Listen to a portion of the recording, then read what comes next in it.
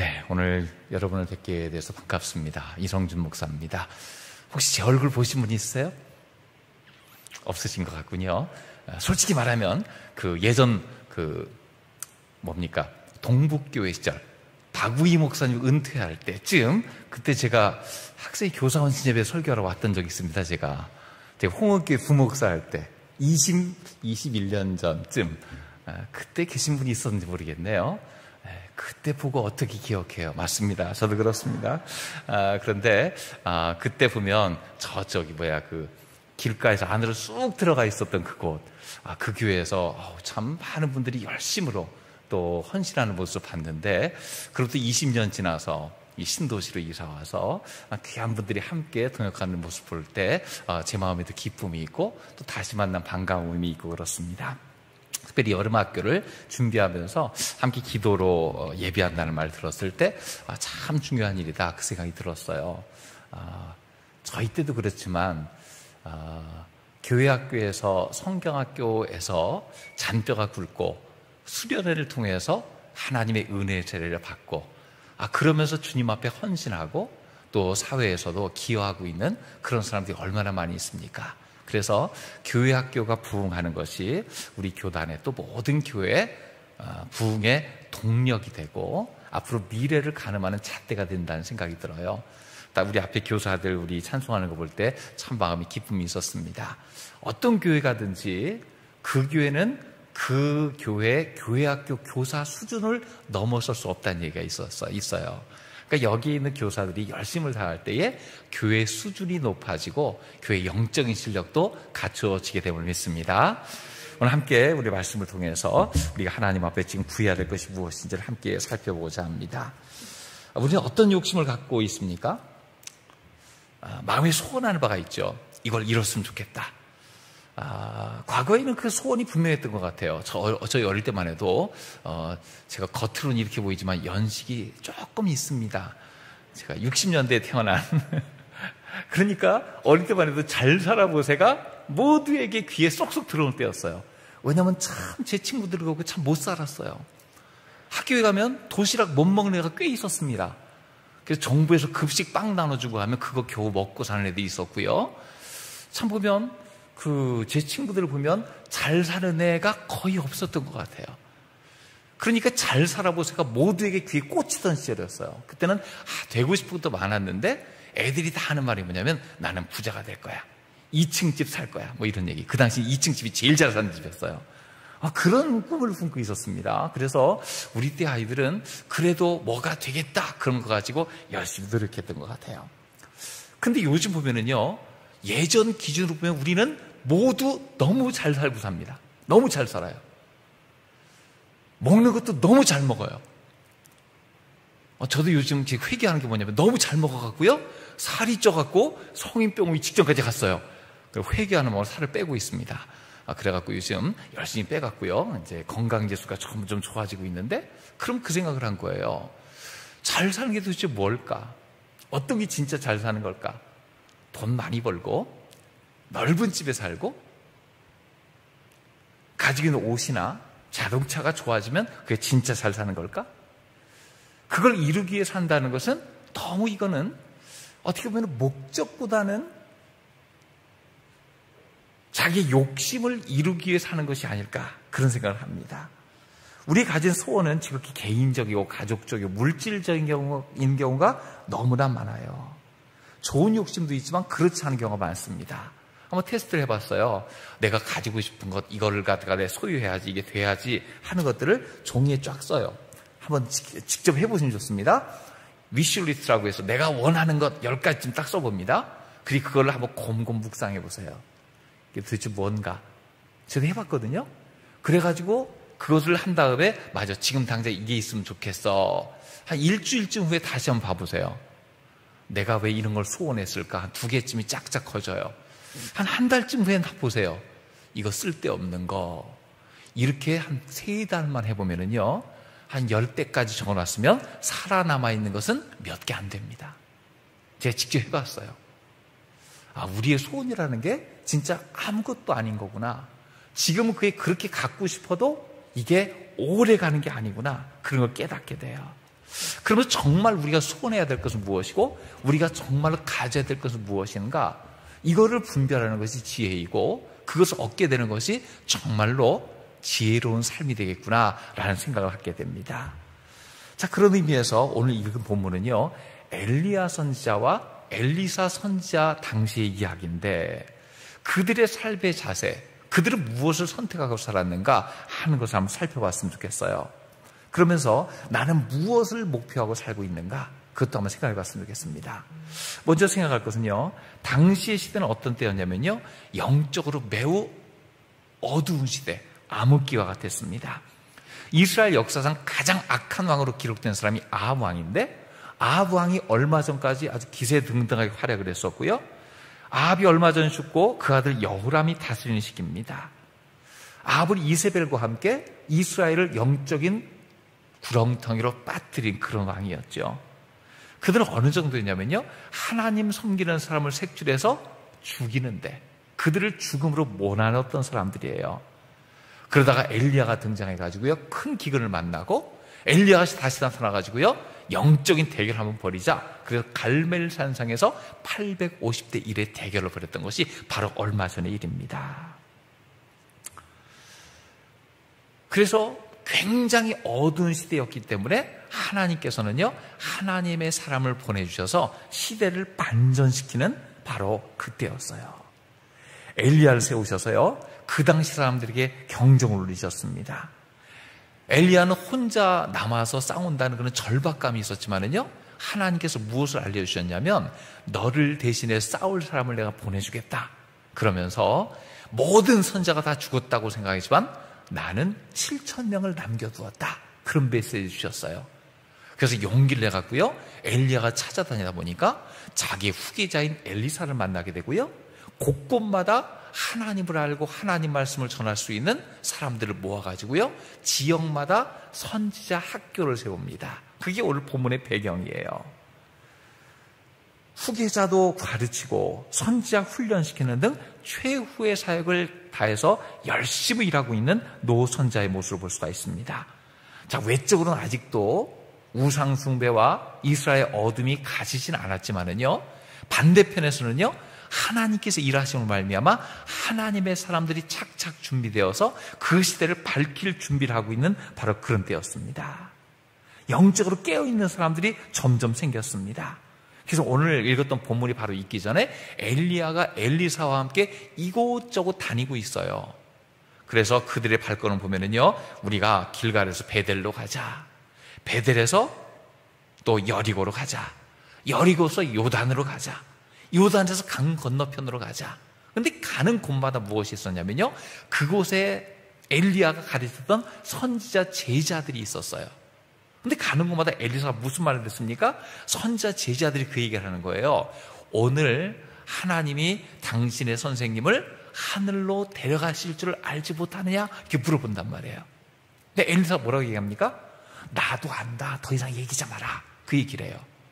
그러니까 보면요, 당시는 영적으로 굉장히 어두운 시대였다고 하는데 엘리야가 살아있었고요, 엘리사도 또 그 아래서 훈련받는 선지자들은요, 하나님께서 큰 역사를 이루실 것을 미리 알고서 예비하고 있었다는 거예요.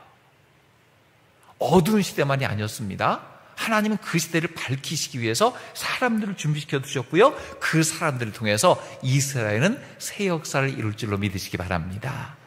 그러면 아무리 시대가 문제가 됐어도요, 다음 세대의 리더들이 키워지기 시작하면 거기에는 가능성이 있습니다. 여러분, 새샘교회 가능성이 어디 있습니까? 이 앞에 있는 우리 자녀들, 이 자녀를 기르기 위해서 열심히 있는 교사들, 후원해서 기도하고 있는 여러분들, 우리 교회 가능성이 되는 줄로 믿습니다. 교회 보면 그런 분들이 있어요. 겉으로 볼 때는 별로 인정받을 만하지 않은데 하나님은 어마어마하게 인정해 주는 분이 계십니다. 그런 분들을 가끔 보지 않습니까? 남들은 몰라요. 그런데 그분은 하나님 앞에서 늘 기도하면서 하나님의 하시는 일을 잘 알고 있는 그런 분이 있어요. 우리 조 목사님도 대전서 목회하셨는데 저도 대전서 12전을 목회하다 올라왔습니다. 그래서 목회할 때에 열심히 되던 집사님 중에서 참 그래도 몰래 숨어서 기도하고 기도로 후원해주고 몰래 날 도와주던 집사님이 있었는데 경상도로 이사를 갔어요. 얼마나 서운했는지 몰라요. 그 남편이 의사였는데 그 두 분이 정말 의무량으로 굉장히 많이 날 도와줬어요. 티도 안 나게. 그분이 날 도와준 거는 거의 아는 사람이 없어요. 저와 저희 집사람 아주 극히 소수에는 몰라요. 얼마나 헌신했는지. 그러다가 이사까지 갔어요. 굉장히 서운했죠. 근데 2, 3년 만에 한 번씩 잊을만 하면 어쩌다가 전화가 한번 와요. 우리 집사람한테. 어떤 전화가 오냐면 어제 밤에 잘 때 목사님과 사모님 꿈에 나타났어요. 요새 뭔 일 있어요? 꼭 2, 3년에 한 번씩 전화가 옵니다. 근데 신기한 게 그 전화 올 때쯤 되면 뭔가 어려운 일이 있을 때, 고민하고 있을 때, 기도할 때 꼭 그분이 전화가 와요. 그럼 생각합니다.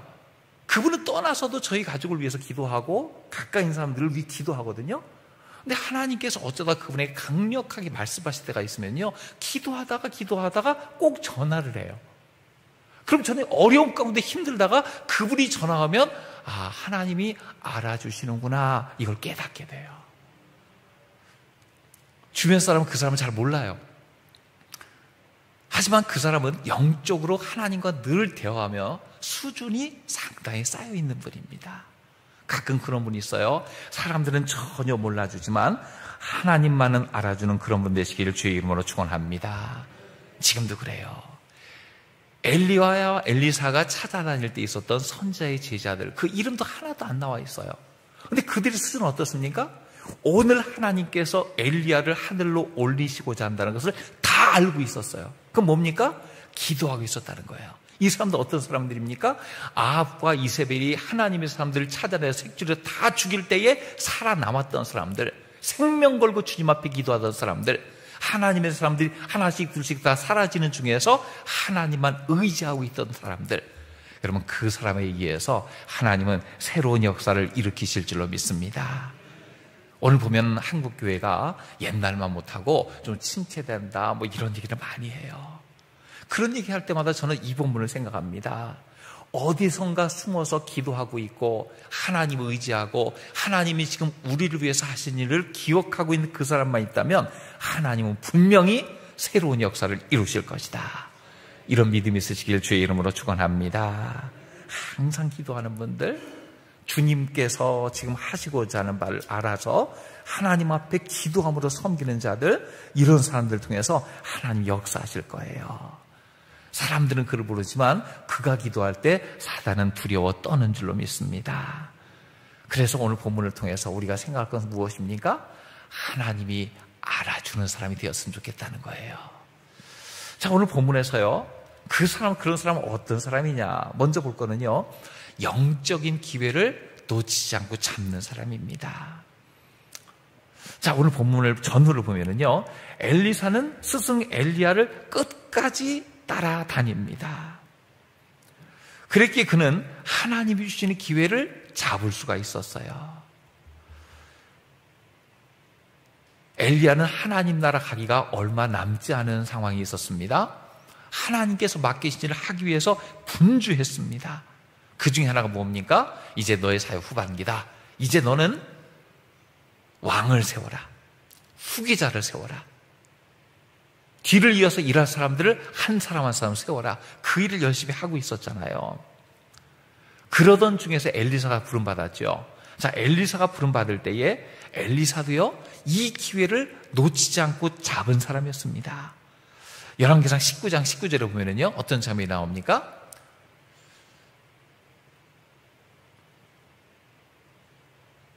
엘리야야, 내가 어찌하여 여기 있느냐? 엘리야가 정말로 하나님 앞에서 더 이상 난 못해요 라고 두 손 두 발 다 내밀고 있었죠. 근데 하나님 뭐라고 하셨습니까? 내가 왜 여기 있느냐 그러셨잖아요. 너에게 줄 사명이 있다. 그래서 그가 떠나가고 제일 먼저 세운 사람이 엘리사입니다. 엘리사가 부름받을 때 어땠습니까? 하나님 앞에 즉각 결단을 했어요. 엘리야가 그의 겉옷을 던지며 부를 때 그는 농사하고 있었습니다. 보면 12결이 소를 가지고 밭을 갈고 있었어요. 그러니까 엘리사의 상황은 어떻습니까? 소가 12결이고 그것으로 농사지고 있었다는 건요. 12결이, 결이는 2마리 소거든요. 2마리의 소의 멍에를 맬 때 한 결이라고 합니다. 그러니까 12결이 서로 농사를 지고 있었다는 건 뭐냐면 그의 집안이 굉장히 분홍 중에 한 사람이다. 그렇게 볼 수가 있어요. 그런데 엘리야가 겉옷을 벗어 던지면서 나를 따르라 할 때에 엘리사는 그 즉시 소를 잡아갔고요. 동네 사람들의 잔치를 베풀고 그대로 따라 나섰습니다. 그 후로 그는 엘리야의 시종으로 열심히 사역을 했습니다. 나중에 나라의 관리들이 그에 대해서 이야기할 때에 열왕기하 3장 11절에 보면요. 엘리사에게 한 칭호가 그래요. 엘리야의 손에 물을 붓던 자다. 그렇게 이야기하고 있어요.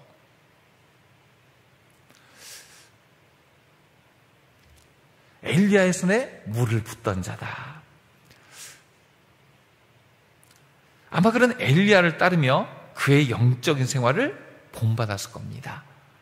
근데 그 생활이 폼나는 일이 아니었어요. 엘리야의 손에 물을 붓던 자, 그건 뭘 얘기하냐면요. 종으로 훈련받는 자다. 그렇게도 볼 수가 있어요. 간절히 기도하는 방법, 영적인 대결할 때의 담대함, 하나님과 동행하는 법, 아마 엘리야에게서 그대로 훈련을 받았을 겁니다. 처음에 그를 부르던 엘리야의 부름에 주저했더라면 아마 그는 이런 삶을 살지 않고 그냥 부유한 농사꾼으로 살다가 끝났을 거예요. 그런데 오늘 보면은요, 엘리야의 승천이 가깝기까지 그는 엘리야의 종처럼 살면서 끝까지 엘리야를 쫓아다닙니다. 엘리야를 끝까지 쫓습니다. 열왕기하 2장 1절에 보면요, 길갈에서 베델로 하나님께서 불리셔요. 길갈에 나갑니다. 베델로 간다. 너 여기 머물러라 하니까 어떻게 합니까? 나는 끝까지 당신 따라갈 겁니다. 베델에서 여리고로 가려고 하면서 난 여리고로 간다 할 때에 나는 끝까지 따라갈 겁니다. 맹세코 따라갑니다. 요단으로도 또 강 건너로도 끝까지 따라갑니다. 근데 여기 생각할 게 뭐냐면요, 엘리야는 사명을 다하고 이미 엘리사도 알고 다른 선지자도 알아요. 사명 다 끝나고 하나님께서 오늘 데려가신다. 그러면 솔직히 엘리사가 그에게서 받을 수 있는 게 뭐가 있습니까? 그가 남겨줄 유산이 무엇이 있습니까? 사명 다 하고 이제 하나님 나라 갈 일만 남은 노선지자입니다. 그게 돈을 기대할 수 있습니까? 아니면 명예나 어떤 지위를 기대할 수 있습니까? 기대할 게 별로 없어요. 근데 끝까지 따라가요. 왜 그렇습니까? 엘리야를 만나서 영적인 훈련을 받을 기회가 지금이 마지막이기 때문에 그래요. 하나님에 대해, 사역에 대해서, 하나님 일하심에 대해서 가르침 받을 때가 지금밖에 없기 때문에 그래요. 지금이 최후의 기회일 수가 있습니다. 그럼 우리의 삶에서 하나님이 주신 때를 놓치지 않는 사람이 진짜 복 있는 사람인 줄로 믿습니다. 우리도요, 인생에 우리에게 주어지는 때가 있잖아요. 그 때를 놓치지 않는 사람이 진짜예요. 성경에 보면요, 하나님께서 주신 때를 놓치지 않는 사람의 얘기가 있어요. 기회를 놓치지 않는 사람. 신약 성경에 보면 누가 있냐면요, 마리아가 있어요. 막달라 사람 마리아. 그런 하나님께서 그의 마음에 감동을 주십니다. 어떤 감동을 주셨냐면 갑자기 자기가 가진 것 중에서 가장 소중한 것, 향유 한 옥합을 갖고 있었는데 이것을 깨어서 예수님께 홀랑 바쳐 드리라는 얘기를 해요. 당시 여인에게 있어서 향유 한 옥합이 있다는 건 뭐냐면요, 자기의 최고의 재산, 그러니까 시집가면 가지고 가는 지참금, 어려운 일이 있었을 때 그것을 털어서 쓸 수 있는 최후의 비상금 같은 것, 그것이 향유 한 옥합이었습니다. 그걸 갖고 있었거든요. 근데 하나님께서 엉뚱한 말씀하세요. 그것을 깨서 하나님께 드려라. 그것도 그냥 드리라는 것이 아니라 헌금으로 드리면 또 바꿔 쓸 수가 있잖아요. 깨서 예수님께 부어드려라. 이게 보면은요, 우리가 생각하는 것 그대로 이거는 어마어마한 낭비입니다. 여러분, 향유를 쓰는 방법은요, 한 방울 쓰는 거예요. 요즘은 이 감각이 좀 안 와서 그러는데, 여러분, 그 5대 코롱, 5대 토일렛 이거 보면은 그 퍼센티지 갖고 뭐 5%, 10% 뭐 이렇잖아요. 이 당시 향유는요, 100%예요.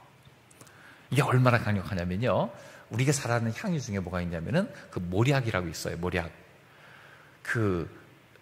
유럽 갔다가 어떤 그 집사님 모략 한 병을 선물로 줬어요. 모략 원액. 그래서 뭘 얘기하냐면은 이게 굉장히 향이 강하니까 누구한테 얘기를 들었대요. 세례식 할 때 한 방울만 딱 하면은 이 향이 쫙 퍼진다고. 정말 써봤거든요. 세례 반 위에 한 방울 딱 했는데 교회 전체에 향이 퍼져요. 어마어마한 거예요. 얼마나 끈끈한지 이게 손에 잘 지지도 않고요. 원액 향유는 기가 막힌 겁니다. 그런데 그 귀중한 거를 깨서 드리라. 이거 예수님한테도 실례일 텐데. 여러분 성격 유형에 따르면 저는 I인데 생각합니다. INTJ예요. 저는 T예요. 거기다가 생각하면 이거는 굉장한 실례이고 있어서는 안 되는 일이에요. 근데 마리아는 어떤 사람입니까? 이 사람 분명히 T가 아니에요. 하나님께 감동을 주시니까 이거 하나님 감동 주시는데 이거 해야 되는데 이게 충동적인지 몰라도요. 그걸 홀랑 깨서 그냥 예수님 앞에서 그냥 부어드렸어요. 머리로부터 발끝까지 향이 뚝뚝뚝뚝 흘러내리는. 아니 이거 예수님한테 이렇게만 발라드려도 되는데 이게 뭐 하는 일입니까? 근데 이걸 했어요. 왜요? 하나님께서 마음속 계속 감동을 주시는 거예요. 이걸 하라고. 주변에 있던 유다는 저와 같은 성격의 사람입니다. 그걸 팔아서 가난한 자에게 주었으면 얼마나 좋았겠냐고 핀잔을 줬어요. 근데 예수님이 뭐라고 하셨습니까? 예수님은 한마디 하셨습니다. 그냥 두어라. 나의 장사 지낼 것을 예비한 거다. 나중에 이 이야기가 전해지는 곳마다 이 여인을 알게 되고 칭찬할 거다. 그렇게 얘기했단 말이에요. 옥합을 깨드린 것. 충동적인 헌신처럼 보이지만 하나님께 주신 기가 막힌 헌신의 기회를 놓치지 않은 거예요. 우리에게도 인생에 몇 번의 기회가 오는데 언젠가 나에게 기가 막힌 기회가 올 거야 생각하지 말고 지금 나에게 작은 기회라도 있으면 그것을 잡고 실천하시길 주의 이름으로 축원합니다. 한번 생각해 봤으면 좋겠어요. 내 일생에 옥합을 깨는 것 같은 경험은 몇 번이나 되셨습니까? 아마 나이 드신 분이 내 일생에 이런 헌신을 한 적이 있었지 그런 분도 있고 그냥 교회 생활은 열심히 했지만 그 정도는 해본 적이 없어요. 그런 분도 있을 것 같아요. 저희 아버님이 지금 대전교회 원로 장로님이신데 저희 아버님이 굉장히 꼼꼼하셔요. 그래서 항상 보면 장부에다가 금전출납부를 쓰시고 그러세요. 근데 은퇴하시고서 나서 그런 걸 보셨어요. 그 옛날 거 보면서 이렇게 보시다가 그랬구나 그러면서 뭐예요? 하고 물어보니까 내가 일생 동안 보니까 교회 건축도 하고 그런 적이 있는데 내가 평생 한 옥합이 1년 연봉 정도의 금액이거든요. 내가 옥합을 한 5번째 깬 것 같아 그러시는 거예요. 건축할 때 이럴 때 한 연봉 정도의 헌금을 그쯤 하셨다는 거예요. 그러면서 참 쯧쯧쯧한 말씀하시는 게 뭐냐면 요새 후배들은 이렇게 못하는 것 같아. 그럼 저한테 얘기해 주시는 거예요. 왜냐하면 교회에서 건축도 하고 이전도 하고 그러는데 후배 장로님들한테 얘기했다는 거예요. 내가 식무장로로 있으면서 중요한 일을 할 때마다 하나님 앞에 헌금 드린 기준이 나중에 보니까 연봉 정도로 드렸으니까 우리 후배 장로님들 그렇게 하시오 얘기를 했다는 거예요. 그래서 우리 후배 장로님이 그렇게 했겠지라고 나중에 물어보니까 그렇게 한 사람이 거의 없었다는 거예요. 그러니까 우리 목사들 아들한테 얘기하는 거예요. 우리 때 이렇게 헌신했다. 그럼 생각이 뭐냐면요. 아버지가 이렇게 헌신했기 때문에 내가 복을 받는구나. 그럼 거꾸로 생각하고 있습니다. 우리 아이들이 복을 받으려면 누가 심어야 됩니까? 내가 심어야 되는데 나는 그렇게 심고 있나? 생각해 보니까 아버지 때문에 못한 거예요. 그래서 저도 열심히 한번 찾아봤어요. 내가 어떻게 했나? 보니까 그때 당시에 저도 보니까 건축할 때 이럴 때 저도 하나님께 열심히 드렸더라고요. 아버지는 5번이라고 했는데 제가 보니까 그 당시에 3번을 했더라고요. 보니까 그러면서 쭉 따져보니까 하나님 그래 나에게 물질이 모자라지 않는 복을 주셨는데 뭐 때문에 그랬나 따져보니까요, 갑자기 생각나는 게 제가 중학교 2학년 때 교회 건축을 할 때 온 교인이 함께 건축합시다 하고 열심히 기도할 때에 그때 용돈을 열심히 한 3년 동안 모아놨던 것이 있었어요. 그거를 그냥 그대로 봉투에 넣어가지고 건축 헌금 드릴 때 내가 전 재산을 드렸던 첫 번째 케이스구나, 그 깨달았어요. 그래서 담임 목회하면서 건축할 때 또 이전에 교회에 있었던 퇴직금을 모두 드렸고, 또 한참 건축 진행될 때 1년 동안 사례를 안 받고 그대로 헌금했고, 보니까 몇 번을 했더라고요.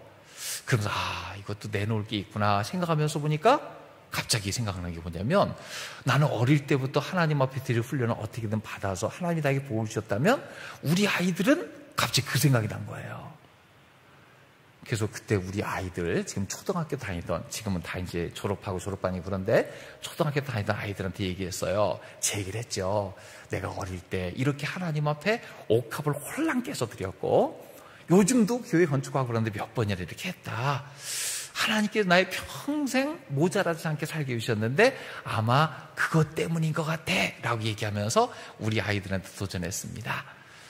우리 아들아, 딸아, 너희도 아빠처럼 해보지 않겠니? 하고 얘기했어요. 근데 이 아이들이 뭔가 눈치를 채고 얼굴이 좀 빛이 좀 변하기 시작했습니다. 왜냐하면 요놈들이 어릴 때부터 할아버지, 할머니, 엄마, 아빠가 세뱃돈 줄 때마다 모아놨던 통장이 있거든. 농협통장 지금 알고 있거든요. 너도 아빠가 그랬듯이 전 재산을 하나님께 드려보지 않겠냐? 제가 그랬단 말이에요. 그런데 아들이 심각하더라고요. 아빠 꼭 그래야 돼요. 초등학생이에요.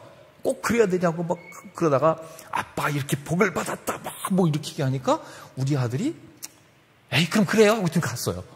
우리 아들은 아싸랬어요. 그러세요? 그리고 갔어요. 그리고 우리 딸내미와 1대1 했습니다. 우리 딸아, 똑같은 레파토리 얘기한 다음에 너는 어떻게 할래? 그랬더니 이 아이가 초등학생이지만 자기 통장에 그래도 기십만 원에 있는 걸 보고 굉장히 마음이 든든함을 가지고 있었던 것 같아요. 아빠한테 찡찡찡 하면서 아빠 이러고 하다가 너는 하나님께서 너에게 직접 복을 주실 거다 막 계속 얘기하니까 우리 아들내미는 그래요 하고 들어갔거든요. 아주 한마디로 쿨하게. 우리 딸내미는 그러세요 그러면 눈물 한 방울이 똑 떨어지더라고요. 이름이. 전 그래도요, 제가 받은 게 있기 때문에 좋은 유산을 남겨주고 싶잖아요. 하나님 너희 복을 주실 거다 기도해주고. 얘네들 통장은 홀랑 다 건축원금으로 들어갔더랬습니다. 물론 그 이후에 제가 더 보상을 또 해주긴 해줬어요. 제가 건축을 2번 했거든요. 우리 아들한테 2번 다 이렇게 시켰습니다. 자, 그럼 하나님께서 우리 아이들에게 복을 주셨을까요? 안 주셨을까요? 그럼 어떤 종류의 복을 주셔야 복 받았다고 할까요? 네, 애들에게 제일 복 받는 건 대학 잘 가는 거잖아요. 그렇잖아요. 근데 솔직히 지방에서 목회하고 있는 작은 교회 목사가 돈이 어디 있습니까? 우리 애들은 사교육 거의 제로로 살았어요. 피아노 쳤다, 미술학원 좀 갔어요. 이거 외에는 거의 사교육 제로로 큰 애들입니다. 그래서 하나님께서 얘들 공부를 잘하게 해주실 거야, 저 그렇게 생각했거든요. 근데 공부를 그렇게 쏙 잘하지 못하더라고요. 이상하다. 하나님께서 분명히 복을 주실 텐데 저는 확신이 있었거든요. 근데 공부를 쏙 잘 못하더라고요. 중학교 때는 그냥 우리 동네에 있는 이상한 허접한 학교 다녔으니까 그래도 공부 안 해도 썩 잘하니까 알아서 잘 해갔거니 했는데, 고등학교 갈 때부터 사교육으로 무장한 애들과 안 다닌 애들의 차이가 그렇게 갈라질 줄은 몰랐습니다. 구도심에서 사교육 없이 자란 우리 아이와 신도시에서 고액과외로 무장한 애들이 한 학교에 모였을 때 그 차이가 그렇게 날 줄은 나는 몰랐습니다. 그래도 중학교 때는 반에서 수위권에 들던 아이가 고등학교 때 처음 시험 보고 나서 얼굴이 하얘져서 왔어요. 보니까 딱 중간이더라고요. 반에서 이게 가능한가 했더니 저기 대전에 있는 신도시 있어요. 둔산지구, 유성지구 이런 애. 이 동네에서 어마어마하게 고액과에 사전과에 3년치를 미리 공부하고 이런 애들이 다 쓸어버린다는 거예요. 고등학교 때는. 저는 몰랐어요. 그냥 하나님 앞에 헌금하고 예수 잘 믿고 수련회 가서 은혜 받고 방언 받고 하면 다 잘 될 줄 알았어요. 안 그렇더라니까요. 제가 그날 실족해서 하나님 앞에 원망할 뻔했습니다. 하나님 이게 뭐예요? 나 열심히 했는데 우리 아들이 이게 뭐예요? 너무 하시지 않습니까 하나님? 얘는 전 재산을 홀랑 바친 2번을 바친 애입니다. 근데 얘 현실이 뭐예요? 복 받는 것 같지 않은데 이게 도대체 뭡니까?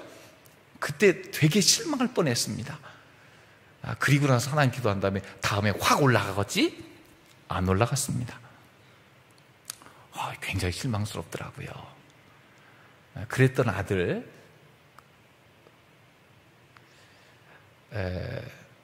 이거 얘기하자면 굉장히 긴데, 연세대 화공과 나오고 지금 현대오일뱅크를 잘 다니고 있습니다. 이 중간에 어떤지 궁금하시죠? 이야기 좀 굉장히 길어요. 근데 하나님께서 이 아이를 그때부터 계속 성장하게 하시더니 결국은 한국의 고등학교 학생 한 1% 내지 2%도 잘 못 가더라고요. 그 학과에서 상위권으로 늘 공부하다가 남들 부러워하는데 가게 하셨어요. 우리 딸내미도 지금 한동대학교 4학년인데 참 인정받고 잘 다니고 있습니다. 거의 사교육 제로였고 하나님 앞에 드리는 건 훈련시켰는데 하나님께서 그렇게 역사하신 걸 저는 보았습니다. 그러면 저는 생각하는 거예요. 때를 놓치지 말아야 되겠다. 하나님 말씀을 배울 때 언제가 제일 좋습니까? 여러분, 어릴 때 말씀 배우는 것이 평생 가는 줄로 믿으시기 바랍니다. 사실 그래요. 한번 생각해 보십시오. 어릴 때 하나님 말씀이 마음에 박혔다. 평생 꺼내 먹을 수 있어요. 이걸 다시 되새기고. 나이 한 95세쯤에 하나님 말씀이 들어왔다. 그러면 그거 파먹을 시간이 잘해야 5년. 그냥 너무 욕심내지 말고 100살까지만 사세요. 잘해야 5년. 근데 10살 때 내 마음속에 마음이 확 박혀가지고 이것이 이 안에 새겨졌다. 90년 동안 써먹는 줄로 믿습니다. 그러므로 교회에서 최고의 투자는 우리 자녀들. 이 자녀들에게 하나님의 말씀을 심는 교사들. 이 교사들이 대접받는 것이 최고의 투자인 줄로 믿습니다. 제 수점교회 와가지고 보니까 우리 교사들이 굉장히 좀 대우받지 못한다는 마음으로 굉장히 그러고 있더라고요. 그래서 우리 교사들 좀 잘해주십시오 했더니 우리 장로님 한 분이 저한테 슬그머니 오더니 저한테 봉투를 하나 줘요. 우리 교사들 선물이 하나 주세요. 그리고 봉투를 줘요. 얼마 넣나 했더니 얼마 안 넣으셨더라고요. 1,000만 원을 저한테 주셨어요. 그래가지고 1,000만 원 조금 되네. 그래가지고 우리 몇 분한테 얘기해서 교사한테 화끈하게 선물해 줍시다. 우리 교회 이제 교회학교 교사가 117명이에요. 그래가지고 이리저리 모아가지고 최고급 뇌파 바람막이 딱 하고 한 명씩 쫙 돌렸어요. 지금 6년 지났는데 아직도 잘 입고 다닙니다. 여러분, 교사들에게 최고의 선물해 주길 주의 이름으로 축원합니다. 우리 교회 장로님 손만 했는데 이것도 한 500만 원 나오겠죠? 난 좀 믿습니다. 그런데 이거는 돈이 중요한 게 아니고 정말 그렇지 않습니까? 최고의 투자를 해야 최고의 수익을 거둘 수 있는데 교회 학교를 향한 투자가 최고의 투자인 줄로 믿습니다. 어릴 때 하나님 섬기는 방법, 하나님 앞에 드리는 것, 주님 앞에 기도하는 방법, 어릴 때 체험하는 것이 최고의 투자인 것 같아요. 우리도 마찬가지죠. 내가 은혜 받고 하나님 앞 헌신하고 정말로 주님 앞에 기쁨으로 드리는 것을 훈련받을 시간 얼마나 남았습니까? 그렇게 많이 남은 것 같지 않아요. 저도 열심히 목회를 한다고 했는데 제가 은퇴할 때까지 보니까 13년, 14년 정도면 저도 은퇴를 하겠더라고요. 그러니까 지금 잘해야 되겠구나. 최선을 다해야 되겠구나. 나중에는 강단에 서라고 안 할 텐데 그때까지는 최선 다해야 되겠구나. 저도 저에게 다짐을 하는 거예요. 여러분, 하나님 앞에서 기회를 놓치지 않는 열심히 쓰시기를 주의 이름으로 축원합니다. 또 기회가 왔을 때에 무엇을 구할지 아는 지혜가 우리에겐 꼭 필요해요. 무엇을 구할 것인가? 때를 놓치지 않고 엘리야를 쫓습니다. 엘리사가. 그렇게 쫓아다니니까 엘리야가 물어봅니다. 너는 나에게 무엇을 구하느냐? 엘리야가 인정한 거예요. 너는 나에게 무언가를 받을 자격이 있다 이야기한 거예요. 떠나기 전에 마지막으로 줄 수 있는 건 내가 다 주겠다 이야기한 거예요. 열왕기하 2장 9절에 이 장면이 이렇게 나와 있죠. 뭐라고 이야기하고 있습니까? 엘리야가 엘리사에게 말합니다. 나를 내게서 데려감을 당하기 전에 내가 내게 어떻게 할지를 구하라. 엘리사가 마치 준비했다는 듯이 뭘 얘기합니까? 당신의 성령이 하시는 역사가 갑절이나 내게 있게 하소서 하는지라. 갑절이나 내게 있게 하소서. 무엇이요? 당신이 성령이 하시는 역사가. 엘리야가 어떤 사람입니까? 선지자 중에 선지자고 하나님께 쓰신 당대 최고의 인물이잖아요. 그런데 당신이 하셨던 역사보다도 내가 갑절이나 더 역사를 일으키는 사람이 되기 원해요. 이렇게 요구하는 거예요. 그럼 스승은 제자가 이런 요구를 할 때 이런 건방진 놈 그럴까요? 욕심 많은 놈 그럴까요? 여러분, 제자가 이 정도 얘기하면요, 스승은 기뻐 뛸 지경이 돼야 마땅합니다. 뭐냐면 선생님 너무 좋은데요, 선생님보다 난 2배나 열심히 일할래요. 얼마나 기가 막힌 대답입니까? 그런데도 스승은 압니다. 자기가 이 어두운 세상을 하나님의 사자로서 얼마나 어렵게 살아왔는지 알고 있잖아요. 넌 참 어려운 욕을 하는구나. 그렇게 얘기해요. 참 어려운 욕을 하는구나. 그런데 살펴보면 어떻습니까? 엘리야가 살았던 당시만 힘든 것이 아니라 엘리사가 사는 당시도 힘든 건 마찬가지예요. 그럼 그 힘든 시기를 이기려면 어떻게 해야 됩니까? 엘리야가 받았던 능력보다 갑절은 돼야 감당할 수 있는 거예요. 나중에 보면요, 엘리야가 이뤘던 기적보다 엘리사 때에 일어난 기적이 훨씬 더 많이 기록되어 있어요. 어려운 시대일수록 하나님이 나와 더 함께 하시고 나를 더 힘있게 쓰셔야 이를 감당할 수 있겠습니다. 여러 환난과 두려움 나에게도 닥칠 건데 그것을 이길 수 있도록 하나님의 복이 필요합니다. 이야기하는 거예요. 엘리야는 어떤 사람입니까? 불의 종, 능력의 선지자였잖아요. 이방 선지자 850명이 들어오지 않았잖아요. 교만한 왕이 보낸 100명의 군인들을 하늘에서 불을 내려서 태우게 한 사람이었잖아요. 그랬던 엘리야가 이 땅을 떠나려고 합니다. 그의 후계자였던 엘리사에는요, 어떤 생각을 품었습니까? 그때보다 앞으로는 더 어려운 시대가 될 텐데 갑절의 능력을 달라고 하나님 앞에 나는 구합니다. 이야기하고 있는 거예요. 그럼 생각해 보겠습니다. 지금 시대는요, 평안한 시대입니까? 자, 어른들이 생각할 때 우리가 살았던 시대와 우리 자녀들이 살았던 시대를 생각해 볼 때 우리 자녀들이 사는 시대가 훨씬 더 좋고 평안하고 좋은 시대일까요? 물론 어른 세대가 살았을 때 애환과 문제와 도전들이 굉장히 많이 있습니다. 그럼 우리 아이들이 사는 시대에는요, 이런 문제가 해결돼 갖고 아주 태평한 세대를 살게 될까요? 물질적으로는 풍요했을지 모르지만은요, 영적 도전이 훨씬 심각하고요, 예전에 준비했던 것보다 훨씬 더 많은 걸 준비해야 되고요, 청년들이 준비하는 건 우리 아들도 취업 준비할 때 보니까요, 방학 때마다 인턴 나가고 스펙 준비한다고 뭐 영어 시험 준비하고 뭐 온갖 걸 다 준비하는데 우리 애들 너무 힘들게 사는구나. 저희 때만 해도 방학 때는 그렇게 살지 않았는데 너무 힘들게 사는 거예요. 그러면서도 이러해서 취업할 수 있는 사람 몇 안 돼요. 그러면서 정말 절실하게 준비하는 걸 봤어요. 힘들죠. 시대의 변화는 우리 때보다 몇 배나 빠릅니다. 그렇기 때문에 정말로 중요한 것이 무엇입니까? 그렇기 때문에 갑절의 능력이 필요한 줄로 믿습니다. 하나님을 더 의지할 때에 이 시대의 흐름 가운데서 휘말려 사는 것이 아니라 시대를 이기는 능력으로 살아가게 되는 줄로 믿습니다. 엘리야, 엘리사 당시에 보면은요, 하나님은 거절하고 있었지만 물질적으로 굉장히 풍성한 시대였어요. 하지만 하나님을 섬기는 일이 소홀해지고 오히려 바알을 섬길 때 풍요로워진다고 생각하면서 물질 중심으로 사람들이 쏠리는 때였어요.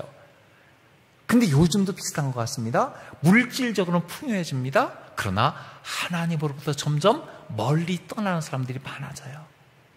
우리 아들이 그럽니다.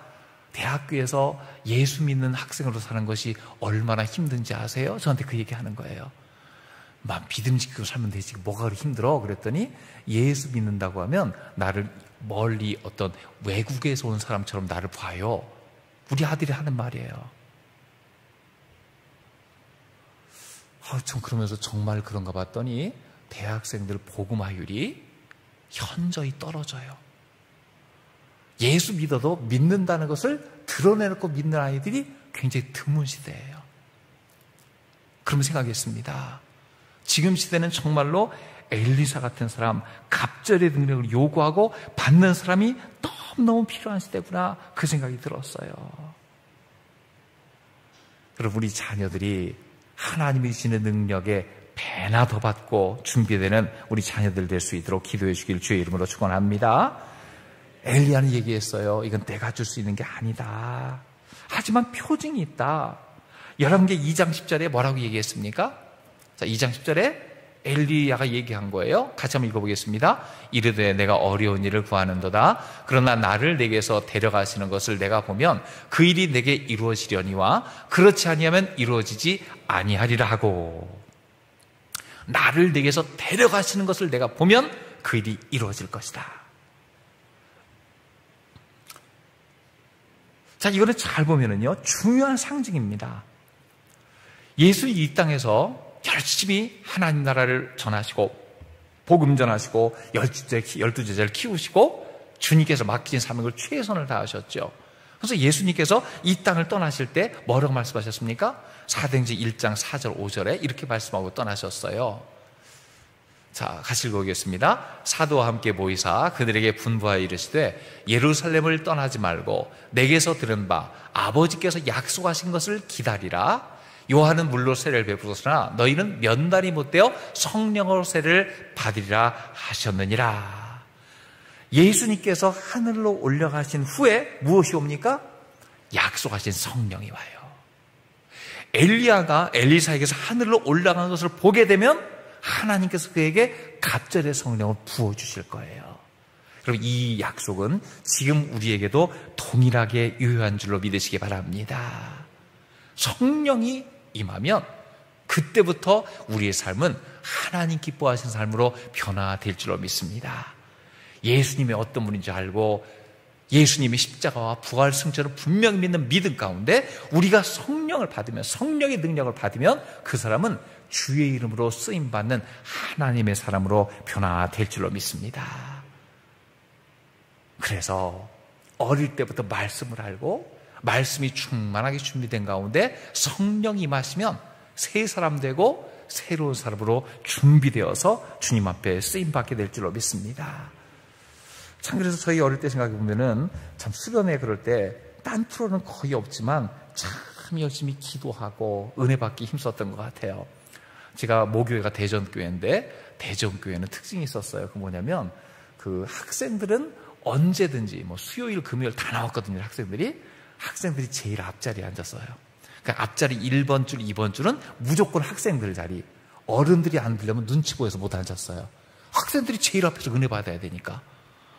그래갖고 대전교회 특징이 뭐냐면요, 목사들이 많이 나왔어요. 제일 앞에서 맨날 예배 드리다 보니까 알잖아요. 제일 앞에서 목사의 침례를 받는 아이들이 은혜를 받습니다. 그 아이들이 그냥 그랬었어요. 그 중에 하나가 저입니다. 제 2년 선배 주영구 목사님도 대전서 목회하고 2년 후배 그 임영수 목사님 예산서 목회하고 지금 저희 선후배들이 다 전국에서 목회하고 있습니다. 제가 중학교 2학년 때 성령 체험을 처음 했는데 그때는 참 그랬었어요. 방학 때만 되면 그렇게 밤마다 그냥 불집회하고, 그때는 주여 할 때는 우리 앞에 북이 있어요. 북 막 두드리면서 막 그렇게 했는데 그때 두드렸던 북이 대전교회 입구 로비에 전시가 돼 있어요. 하도 두드려갖고 그냥 그 날강한 거 있어요. 참 열심히 했었어요. 근데 하나님 앞에 기도하다가 방언받고 은혜 받고 그러면은 은혜 받으면 다 됩니까? 그때부터 하나님께서 마음을 변화시켜 주시는 줄로 믿습니다. 그때 성령 받고 은혜 받고 나서 제가 제일 처음 받은 변화가 뭐냐면 내가 공부 대충 하지 말고 공부도 좀 열심히 해야 되겠다, 그런 생각을 했어요. 마음만 먹었어요. 그래서 공부하는데 제가 중학교 1학년 겨울방학 때 2학년 돼가지고 봄에 교생 선생님들이 와갖고 너무 우리한테 잘해줬어요. 그러면서 끝나고 모든 질문을 대답해봐 그래갖고 여러 사람이 이런 질문을 하는데 제가 고민을 하나 있었거든요. 내가 하나님 앞에 영광 돌리기 위해서는 공부를 좀 잘했으면 좋겠는데 그래서 손 들고 질문했어요. 공부 좀 잘하려면 어떻게 해야 돼요? 너무 좀 유치한 질문처럼 보이잖아요. 전 진지했어요. 공부 좀 잘하려면 어떻게 해야 돼요? 그랬더니 그 교생 선생님이 아주 진지하게 궁서체로 저한테 얘기해 줬습니다. 뭐라고 했냐면 공부를 잘하려면 예습 복습을 잘하면 돼 그랬어요. 질문도 너무 유치하고 답도 너무 교과서적이잖아요. 누가 모르냐고요. 예습 복습을 잘하면 된다는 거예요. 난 초등학교 1학년 때 듣던 얘기인데 근데 그때 있잖아요. 예전과 다른 게 뭐냐면 은혜 받고 성령 받고 하나님 앞에 영광 돌리고자 하는 마음이 있었다고요. 그때 그 말이 들리니까 그 말은 교생 선생님 이야기가 아니라 하나님의 응답이었어요. 그때부터 제가 예습 복습을 했습니다. 집에 내 책상도 없었던 당시였어요. 방바닥에 책 굴러다니고 공부하던 당시. 옛날에 다 그랬잖아요. 자기 방 자기 책상 없었잖아요. 근데 마루에다가 요만한 탁자 하나 추운 마루에다가 갖다 놓고 책을 올려놓고 밤에 내일 공부할 걸 같이 보았습니다. 그리고 학교 오자마자 오늘 배운 걸 한번 봤습니다. 그리고서 이제 그때는 시험 공부도 맺지 않았던 당시예요. 하는 데도 있고 안 하는 데도 있던 당시. 또 시험 공부도 대충 하고 시험을 봤는데 그 결과가 깜짝 놀라게 나왔어요. 그게 뭐냐면 예전에 내 반등수가 전교등수가 되었어요. 이해가 되십니까? 제가 그래도 그 당시 한 반에 60명 있고 7반 있었던 당시인데 제가 그래도 10등 안에 늘 들었어요. 그런데 그 등수가 전교 등수가 됐어요. 7배 성장을 하더라고요, 점수가. 그럼 깜짝 놀랐습니다. 왜 갑자기 내 성적이 이렇게 미쳤지? 근데 딱 한 가지예요. 그거 실천한 거. 그때부터 그 성적이 그다지 떨어지지 않고 계속 유지된 줄로 믿으시기 바랍니다. 아멘도 하나네. 사실이에요. 근데 제가 깨달은 게 그거예요. 예수 믿고 잘 된다는 것은요, 딴 것이 아니라 금방 잘 되는 법이 없어요. 하나님이 마음을 변화시켜 주시고 그 변화된 마음을 하나님께서 주신 응답으로 알고 계속 유지해 가면 하나님 결국 놀라운 축복으로 결과로 바꾸어 주시는 줄로 믿습니다. 하나님 앞에 쓰임받고 싶어요. 하나님 앞에 영광 돌리고 싶어요 하는 마음이 있었고 하나님께 성령을 내 마음이 주셨고 그랬을 때에 그때부터 어떻습니까? 나에게 주어진 것은 그냥 우연히 된 게 아니에요. 하나님께서 예비해 주신 거예요. 여기는 학생들도 청년들도 좀 그런 마음이 있으면 좋겠어요. 나는 하나님 앞에 쓰임받고 싶습니다. 주님 앞에 좀 아름답게 쓰여지는 도구 되고 싶습니다. 그런 마음이 있었으면 좋겠어요. 여러분 하나님 앞에 이런 마음을 가지고 주님 앞에 구할 때 하나님 나에게 응답하셔서 최고의 것으로 더해줄 줄로 믿으시기 바랍니다. 아무리 악한 시대라도요 하나님 믿고 찾는 자에게 하나님은 좋은 것으로 허락해 주실 줄로 믿습니다. 결국 하나님 앞에 사용되려는 자세, 이게 너무나 필요하다는 것이죠. 하나님 앞에 잘 준비되어 쓰임 받으시기를 주의 이름으로 축원합니다. 하나님이 그를 쓰신다는 거예요. 결국 어떻습니까? 엘리사는요 불말과 불수의 가운데서 하나님이 엘리야를 데려가시는 거 봤잖아요. 응답 받은 겁니다. 그럼 갑절의 응답이 그게 주어진 거예요. 당장 갑자기 막 머리가 뜨거워지고 뭐 이랬습니까? 전혀 없었어요. 그럼 하나님이 그를 약속대로 보이셨잖아요. 그럼 나에게 갑자기 영감이 온 거예요. 그럼 이거 어떻게 해야 됩니까? 어떻게 실험해 볼 수가 있나요? 그는 자신의 옷을 찢습니다. 옛날의 자신의 모습과 결별하는 거예요. 새로운 사람으로 살아가겠습니다. 그리고 엘리야의 겉옷을 집어듭니다. 그리고 요단을 치며 외쳐요. 열왕기하 2장 14절에 보면요. 엘리야의 하나님 여호와는 어디 계시니까 하고 그 옷으로 요단강을 치니까 요단강이 이리저리로 갈랐습니다. 이게 하나님의 사인이었어요. 생각해보세요. 요단을 건너오기 전에는요. 엘리야와 엘리사 두 사람이 있을 때 엘리야가 옷을 치니까 갈라졌어요. 근데 돌아올 때는 엘리야 없이 엘리사만 있습니다. 혼자서 쳐도 능히 갈라졌습니다. 이미 갑절의 영감을 주시기 시작한 거예요. 하나님이 엘리사를 쓰기 시작하였죠. 하나님은 그를 사용해서 정말로 놀라운 기적으로 이스라엘을 새롭게 하신 줄로 믿으시기 바랍니다. 지금 우리 시대도 그래요. 예전과는 다른 더 어려운 시대가 예비되고 있습니다. 그래도 얼마 전까지만 해도요, 러시아, 중국 할 거 없이 국경 자유롭게 드나들면서 공산주의인 다 물러갔구나 그렇게 생각하고 좋은 시대였는데, 갑자기 러시아가 침략하고 중국이 마술을 드러내면서부터 다시 좌우로 나눠지고 갈등은 생기고 어려운 시대로, 신자유주의는 끝나고 다시 신냉전으로 가는가 이렇게 생각하고 있어요. 그 시대를 우리 자녀들이 살아가야 돼요. 어려운 시대입니다. 그러나 분명한 것은 무엇입니까?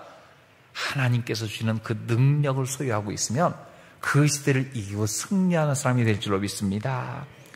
누가복음 11장 13절 말씀에 우리에게 구할 것을 이렇게 얘기해 주고 있죠. 누가복음 11장 13절입니다. 너희가 악할지라도 좋은 것을 자식에게 줄 줄 알거든 하물며 너희 하늘 아버지께서 구하는 자에게 성령을 주시지 않겠느냐. 우리가 지금 구해야 될 것, 여러분, 갑절에 성령을 구하시길 주의 이름으로 축원합니다. 미래가 어떻게 될지 몰라갖고 전전긍긍하고 있습니까? 성령이 우리 가운데 임하시면 앞으로 이루어질 일을 보는 안목이 열리게 될 줄로 믿습니다. 앞으로 하는 일에 대해서 자신이 없습니까? 여러분, 성령께서 함께 하시면 나의 가는 길을 환히 보이진 않을지라도 내 발에 등이 되고 빛이 되어서 한 걸음씩 인도해 주실 줄로 믿습니다. 요즘 우울증도 많고 공황장애도 많잖아요. 왜 그래요? 앞이 보이지 않아서 그래요. 답답해서 그래요. 하지만 주님이 함께 하시면 어떤 어둠 속에서도 빛을 찾아서 나가게 될 줄로 믿습니다. 하나님 앞에 이런 믿음으로 살아가시기를 주의 이름으로 축원합니다. 그래서 정말로 중요한 것, 성령 충만함을 입어야 됩니다. 하나님이 함께 하셔야 됩니다. 주님이 함께 하시면 이 어두운 세대를 이길 수 있는 힘을 얻을 수 있습니다. 오늘 밤에도 기도하면서 하나님 모든 좋은 거 다 구하지만 무엇보다도 우리를 성령 충만케 해주시고, 특별히 우리 자녀들 하나님 앞에 성령 충만하여서 주님 앞에 기도하여 응답받고 하나님 앞에 어릴 때에 작은 것이라고 드리고 결단할 수 있는 믿음으로 주께서 무장할 수 있도록 인도해달라고, 우리 교사들이 먼저 성령 충만하여서 이런 길로 지도하고 인도할 수 있는 하나님의 사람들 될 수 있도록 온 교회가 기도하여서 늘 이곳에 성령이 임재하는 그런 몸된 교회 될 수 있도록 인도해달라고 우리 함께 합심의 기도하면 좋겠습니다.